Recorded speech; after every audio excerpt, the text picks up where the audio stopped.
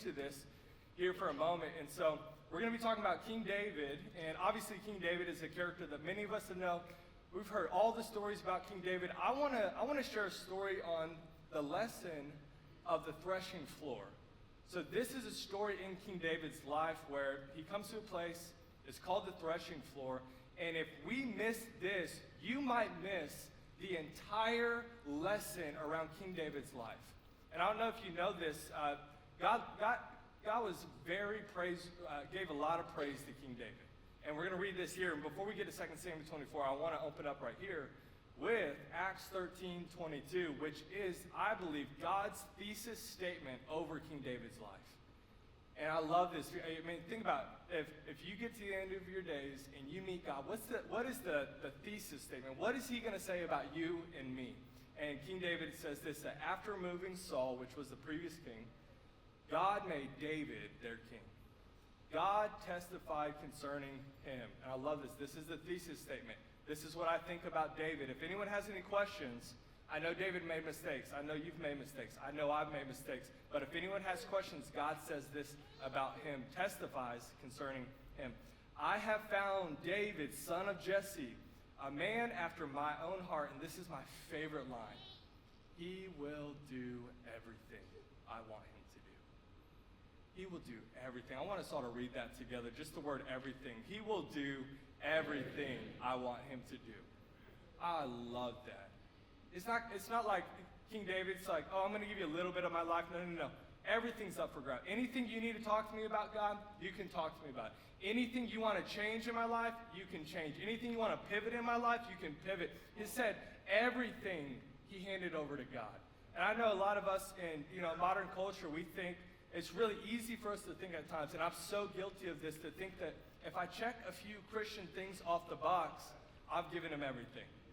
And I don't know about you, but there are times in my life, and I've been walking with Jesus since about 19 years old. So I think it's a few decades. I don't know. I'm not doing math right now. We got a lot to do this morning. But it's been a while. And so there's, in my life, I'll be like, all right, God, I've given you everything. I've handed everything over to you. And then I'm like, I find myself like, wait, God wants that thing. But no, I gave you everything. He's like, yeah, now we need to talk about that thing. I'm like, no, God, I gave you everything. I planted a church, all right? I traded architecture for pastoral ministry, all right? That's not the best business plan, okay? And so I did everything, God. He's like, I want to talk to you about that thing. I want to talk to you about your attitude. I want to talk to you about your, anxious presence or whatever it might be that you're not trusting me in this area or with your kids. I'm like, I had one kid, add another kid. The amount of times I'm like, God, you can have my kids. I trust you with them. And it's like, please, Jesus. And y'all know, a lot of y'all have kids that are out of the house. You're like, that guy has no idea what he's talking about. Those kids are sweet right now. And I know that. I know my kids are sweet, but they're not sweet. But they're sweet, But I love this contrast is because I love this question. Is you got King David on one side, and then you got King Saul on the other side. And this was after the period of the judges. You can go read Acts 13. Actually, if you don't know a lot of Bible history, you're like, I want to know, Acts 13 gives you a precise understanding of the history of the people of God, all the way to King David and through him as well. But you got King Saul on one side, and he was the first king after the judges. And then you've got King David, who is after King Saul. All right? And this tells the tale of two different types of people, and really two different types of futures that you and I can have as well. King Saul started out in the same way that King David did, from somewhat of a lowly spot with a lot of acclaim as it related to war and leadership and all of that. But what happens is King David's life, or King Saul's life and King David's life ends completely different. And if you know anything about David, we just saw and we just read in Acts 13 that God says, this guy's got his heart after me. He'll do everything I want him to do. But then you go read the Psalms. You go read 1 Chronicles, 2 Chronicles, 1 Samuel, 2 Samuel, a little bit of 1st, 2nd Kings. You'll see that there's a mess to his life. I don't know that David gave him everything that he wanted him to have. Or maybe there were seasons that he thought he was, and then he had to learn a lesson. And so what's interesting is I'm not preaching to you that you have to be perfect, that you have to have it all together. But here's what I'm saying is Saul and David started the same way, but they finished very differently. And I know we see this in self-help or great talks and all of that it doesn't matter how you start, it matters how you finish. That's not self-help, that's Bible. That's Bible. Is that you can start. I'm a great testimony. You'll hear a little bit of this at the end, but I was the kid you tell your kids to stay away from. All right, you know what I'm talking about. All right, God saved me at 19 years old, radically saved me. My wife went to a party one time on accident. All right, I put the parties on. All right, so that's very different. I'm telling you, it doesn't matter how you start; it matters how you finish. Again, that's not self-help. That's Bible. All right, so now Saul lost it. David kept it. David built a great legacy. There's not a lot of great talk about Saul to this day. So the question is this, is which one are you? And then the second statement is, don't assume we're David. You might have a lifestyle, you might have some check marks that look like David, but let's just be careful we don't have a heart like Saul, that we miss out. And so in this series, Spirit and Truth, it's this idea that really that God can work through me through worship and through spirit and through truth. And you've got these two guys, these two legacies that are being built, Saul and David. One loses it, and one gets it, and one keeps it, and one knows how to sustain it. So here's what happens is in their life, you see this, is that in David's life, he gets to the end of his life, as we're going to see in 2 Samuel 24. This is 2 Samuel 23 is actually his last actions, so to speak, or his last words. 2 Samuel 24 is his last action. And it's going to tell more about his life, I believe, than anything else in the other 24 chapters building up to his life. And then obviously it continues in 1 Samuel as well. But so here's where we're going to start. I'm going to read this and then we're going to build out from here. So 2 Samuel 24 verse 18 says this. On that day, Gad went to David and said to him, go up and build an altar to the Lord on the threshing floor of Araunah the Jebusite, or Araunah the Jebusite. And that's it. That's all it says. Raise your hand. Anyone in here have a threshing floor at their house? No one? Okay. You have a threshing floor? No, I thought. Oh, okay. You didn't build one? No. Okay. I was like, that's gonna be the first one. Last service, no threshing floors. This service, no threshing floors. Okay, that's good. So when we read this, why am I saying that? Because we don't know why that matters. I'm just being honest. Okay, when I read the Bible and I'm like, why does it matter that he is told to go buy a threshing floor? Feels pointless. When you study a little bit more of the context, you're like, this might be one of the most important pivot points in the Old Testament out of any other moment in the Old Testament. Obviously, there's plenty of great ones, but so it set up David that he did everything the Lord asked him to do. Let me set it up like this. Okay, so can we put up the photo of my kids up here again? I told y'all we got Knox, Rory, and then we got Chloe. And like I said, number 2, anyone got middle child? You know what that middle child energy is like? The anointing of the middle child? Rocky, he's ready to fight anyone. It doesn't matter if it's his sister, his brother, a cat. It doesn't matter. He's going to fight anyone he can. And so we're sitting there, and this is also the one he's the priest of the home, okay? We'll go to eat dinner, and this is the one he always says, we have to pray. We have to pray. And we're sitting there at the dinner table, and we do our prayer. Knox starts eating, Chloe starts eating, we start eating. I look over at Rory, I'm like, man, he's praying in the Spirit. He's praying in tongues. He's just sitting there, just like this. I'm like, the Lord is speaking to him. What is happening? I said, Rory, what are you doing over there? He said, I'm thinking. I said, wow, what are you thinking about? The majesty of the Lord. I mean, what do you think about over there? 4-year-old? He said, I know you asked me to eat, but I'm thinking, am I going to listen or not and eat my dinner? And if you got kids, you already know the next statement out of my mouth. You don't have to think about that. You do it because I asked you to, right? And we're having fun with it, but in the same way, how often is it true of us to not have a heart of David to do everything the Lord asks us to do? So we're like, okay, you can have all of this, but this one area, you got to trust me with your kids. No. Let me take care of my kids, God. You take care of my finances. You take care of my business. Okay, what about my marriage? What about my career? Whatever it might be. It's like, no. You don't have to think about it. You just have to obey it. And the problem is, like, my kids are still learning. It's like, does my dad really have my best intentions at heart?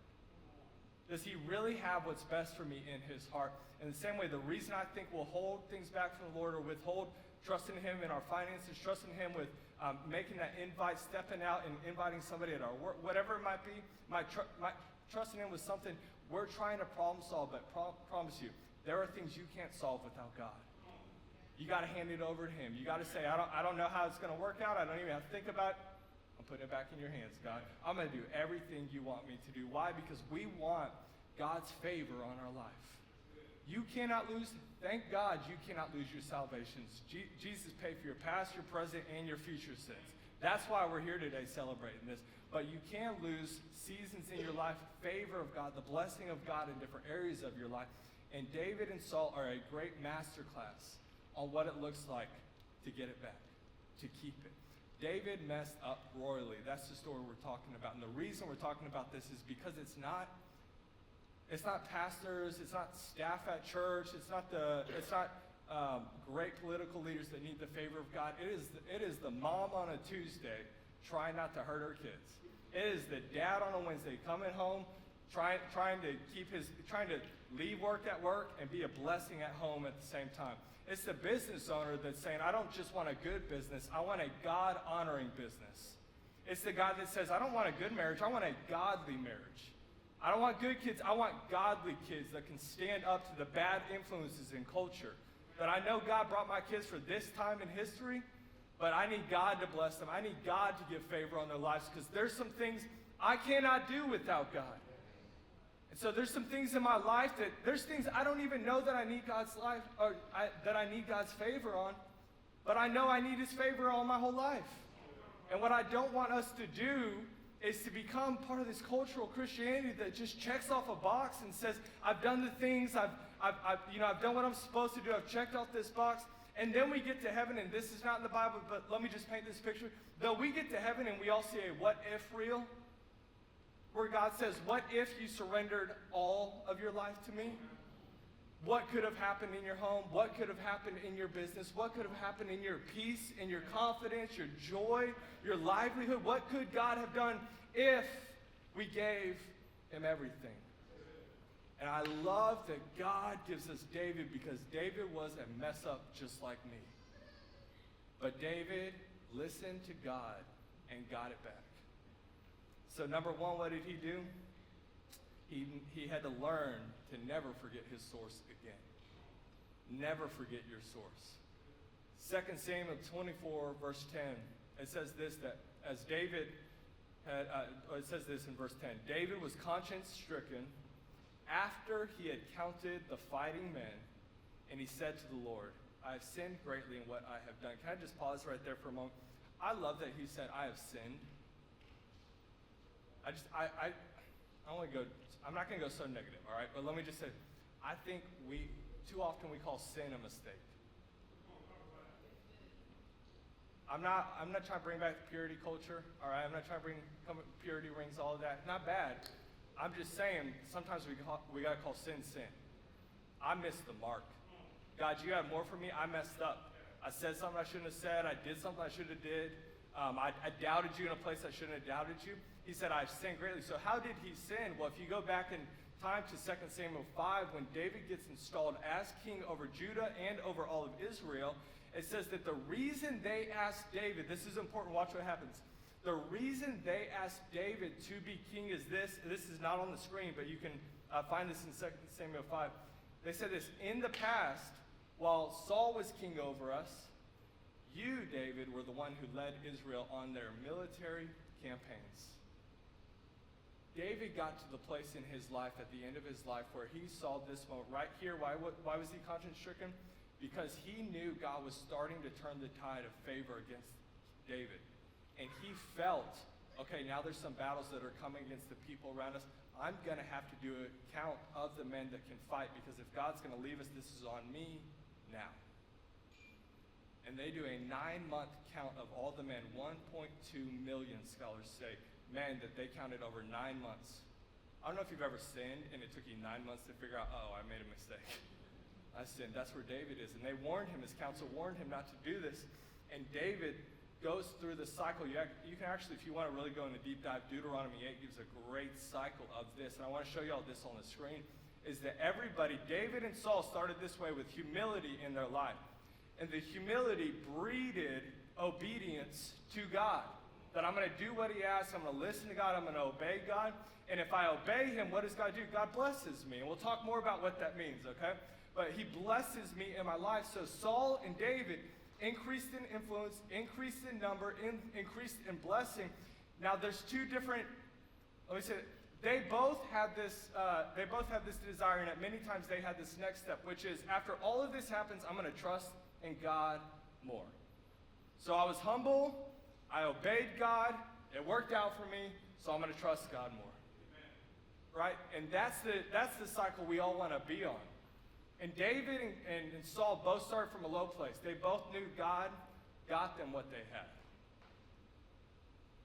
If we're honest, though, sometimes if things just start working a little easier than they used to, instead of trusting God, we trust in ourselves. And so we get humility, obedience, blessing, and then we start thinking we did this, or we got there, and we forget the prayers we were praying that nobody else knew we were praying. And then people start saying, good for you. Look at you. I want to have a life like you. I want to have that home like you. I want to have a business like you. And we knew God got us there. Because we know we're good, but we're not that good. And so we start trusting ourselves. And what's the cycle start over again? Instead of humility, it's actually humiliation. Which then, okay, God, I need you. I need you. And we receive that blessing again. And then we can turn it back to trust in self. So David's in this place where it was the war and the military campaigns that got him to this place. And now when he questions God's grace and goodness in his life, he goes back to the I don't want to say the source, but the thing he thought was the source of his blessing. So if it worked back then, he thinks it'll work again. Little does he remember, he didn't need the people. He didn't need the land. He only needed God in the cave. He only needed God when he was fighting the bears. He only needed God when Goliath was out there humiliating the people of Israel. And what does he do, and what's the lesson for us is that David was sitting there counting men.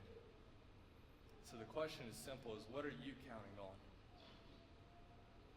What are you counting on to get through? I know you love God. I know we love God, but when times get hard, what are you counting on to get you through this week? Do we get in a habit of sometimes just asking God to do something or bring something to our lives, forgetting that I don't need the resources, I just need the source. I just need God. I don't need the blessing, I just need the blesser. I need him back in my life. And this is what happens, is that God will bring about prosperity in our lives to bring us to a place where we receive this prosperity. And prosperity isn't the TV preacher. The Hebrew word for prosper is to be pushed ahead. I've never seen this more clearly in my life than one day. We had a 2010 4Runner, and this was the day I found out the gas gauge didn't work anymore. And there's a highway in Dallas. I talked to a couple, they were from Frisco. There's a place called 380. And when I bring up 380 in our area, people have panic attacks in the audience because it's the worst place to drive. I'm driving down 380, and I find out I have no gas, and I got to get out of this red light. When it turns green, I got to push this car over here to Costco. And now my wife's a little pregnant at the time, right? And so I'm like, you're 8 months, you're not 9 months, get out. Let's go push this car. I did not do that. I look strong, I know I look big, but I was struggling, and I start feeling myself, I'm getting this thing going, and I'm like, I got this. Hannah, take a photo. I want to have another kid later. All right, so I'm like pushing this. Some of y'all get that later. All right, so I'm just pushing this, and I get to this place as I'm pulling into Costco, and I'm like, I got this. You wouldn't know this in this spot unless you had to push a couple-ton car over this point of resistance. And I'm sitting, I'm pushing, I hit this point of resistance, and I can't get past this point of resistance. God, by his grace, sends two men, way stronger than me. They come and help me get over that. That's what prosper is. That's what favor is. That's what blessing is. Is that there's some things with my kids, I can't get into their heads. I can't fix this situation. There's some things at the office. I got this problem. I got this anxiety, this addiction. God, I need you to push me past this point. Why? How do we do this? We have to remember who got us there in the first place, who's answered all of our problems in the past. And now we're going to trust him continually to be our source. We can never forget our source. And I have to set that up because now the next 2 points we're going to go rather quickly through. But number one, you cannot forget your source. Number two, you have to do whatever it takes to get God's favor back in your life. Again, you are his favorite. You are the apple of his eye. But there are people God loves using. How do we become that person? You have to do whatever it takes to get it back. Watch what it says in verse 21 of that same chapter. Araunah said, "Why has my lord the king come to his servant?" And David says, "To buy your threshing floor, so I can build an altar to the Lord, so that the plague on the people may be stopped." So here we are, and then fast forward to 24. He keeps pushing back. And if you don't know this, David didn't have to buy this land. David didn't have to pay for this land because this threshing floor was already under his jurisdiction as king. And he says this in verse 24. "I insist on paying you for it. I will not sacrifice to the Lord my God burnt offerings that cost me nothing." It's really easy to worship God when it's easy.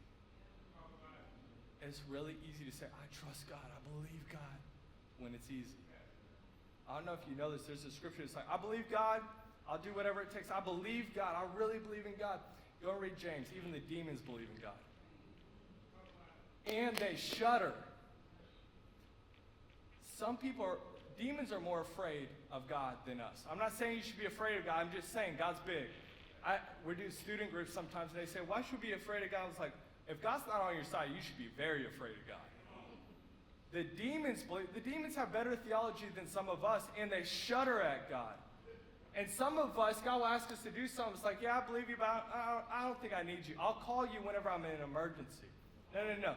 Before you hit the red line, before you hit the emergency, go to God, trust God, follow God, turn back to God, do whatever it takes, even if it costs you your reputation, even if it costs you some of your comfort, even if it costs you some of your time.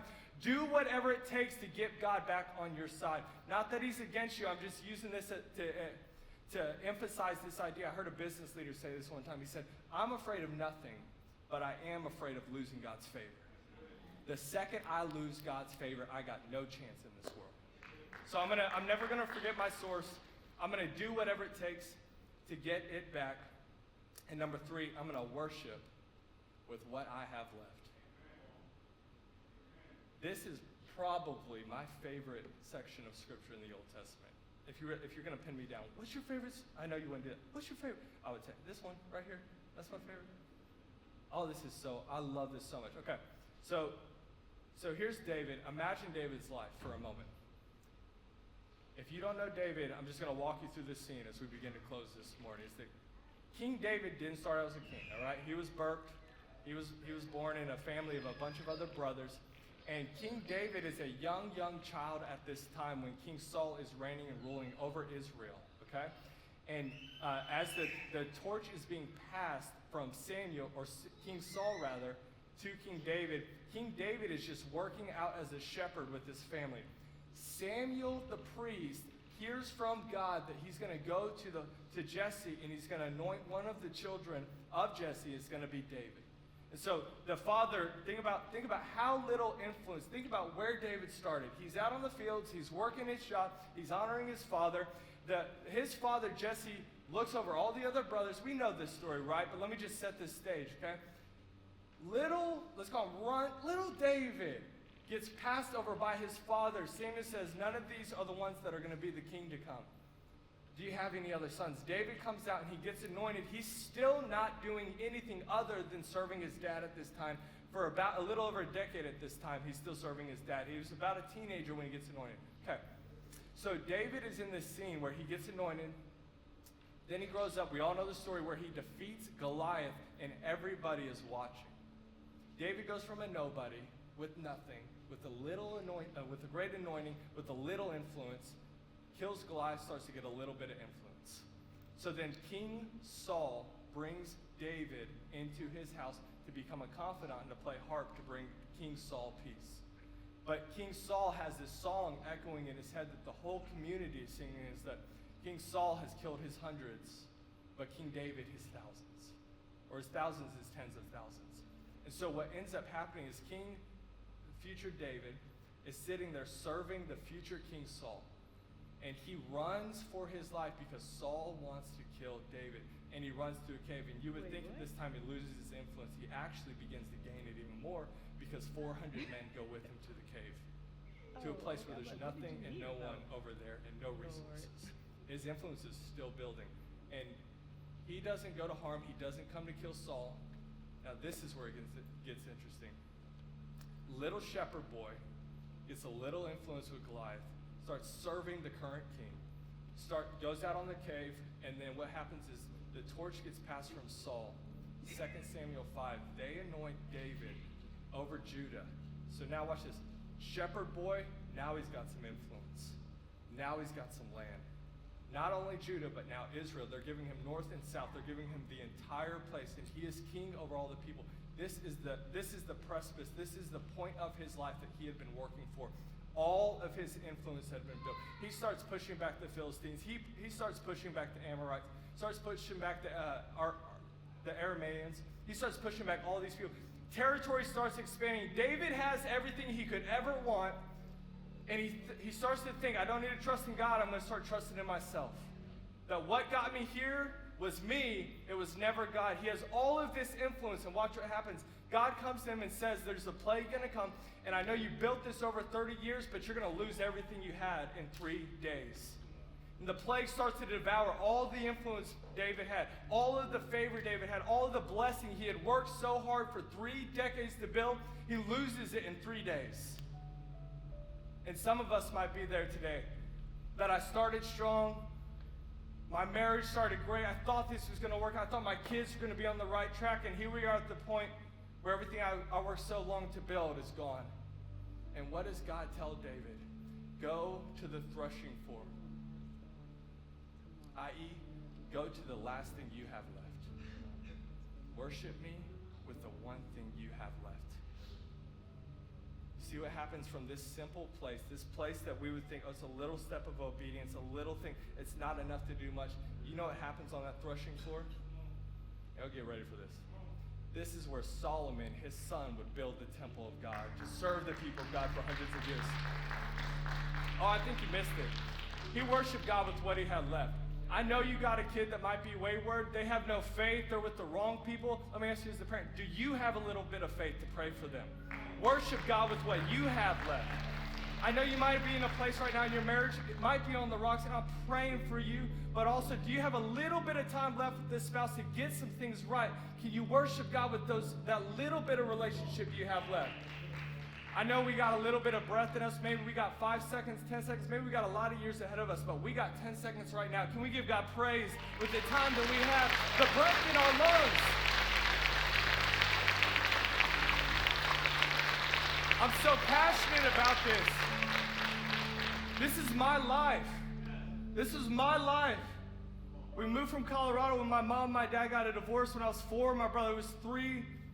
My mom moved us down to Irving, Texas, of all places. If you've ever been to Irving, don't go there. All right. We move in, 1-bedroom apartment, live with my uncle. We got couches we're pulling together. Me and my brother are sleeping next to each other. Pull out couch.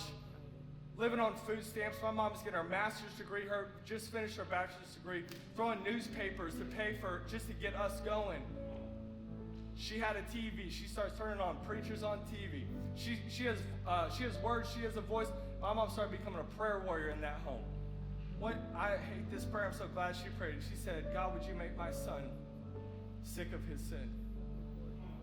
She didn't have a lot, but she had some faith. And now I'm praying over those kids. I'm like, I never had a dad praying over me. We got a church because my mom did we have food stamps. We got nothing. My mom did. I got a little bit of faith. I know how to pray. I got a church nearby. I can get my kids around some godly men, and they're going to raise him up. He's just worship God with what you've got left, and watch what he'll do. And when you take what you don't have, what you think is not enough, you put that in the hands of the one who is enough. It always, always becomes more than enough. Come on, is anyone grateful that God can take what we have, restore it, bring us back to a place of grace? So right now,